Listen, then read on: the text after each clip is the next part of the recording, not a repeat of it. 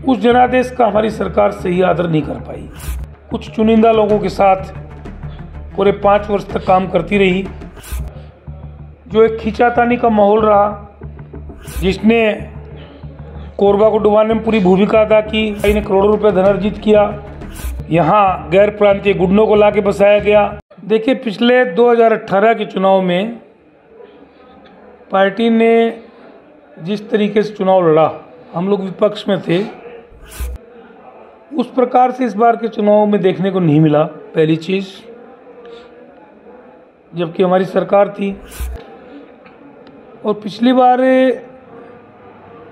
प्रदेश अध्यक्ष थे हमारे बघेल साहब, और CLP लीडर थे TS सिंहदेव जी, और जितने वरिष्ठ नेता थे लगभग सभी ने चुनाव लड़ा, एकजुटता के साथ चुनाव लड़ा।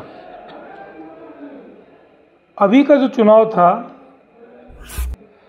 वो चुनाव थोड़ा सेंट्रलाइज हो गया था, क्योंकि जो 5 साल की हमारी सरकार का कार्यकाल था, सरकार ने काम किए, बहुत से काम हुए, कुछ काम शेष भी थे, लेकिन जो हमको जनादेश मिला था, उस जनादेश का हमारी सरकार सही आदर नहीं कर पाई। जिस प्रकार से मंत्रियों को जो पावर मिलनी चाहिए थी, मिल नहीं पाई। एक ताकत सेंट्रलाइज होके कुछ चुनिंदा लोगों के साथ पूरे 5 वर्ष तक काम करती रही, जो एक खींचातानी का माहौल रहा। कोरबा में ले लीजिए, या पूरे प्रदेश के शहरी क्षेत्रों में हम लोग पिछड़ गए, क्योंकि सरकार ने किसानों पे ध्यान दिया, और ऐसा लगता है कि हमारे मुखिया को ये कहीं न कहीं विश्वास रहा कि हम ग्रामीण क्षेत्र की सारी सीटें जीत लेंगे, तो शहरी सीटों की ज़्यादा आवश्यकता नहीं पड़ी। जो प्रशासनिक अधिकारी और पुलिस के अधिकारी थे, उन्होंने कामों में व्यवधान भी डाले।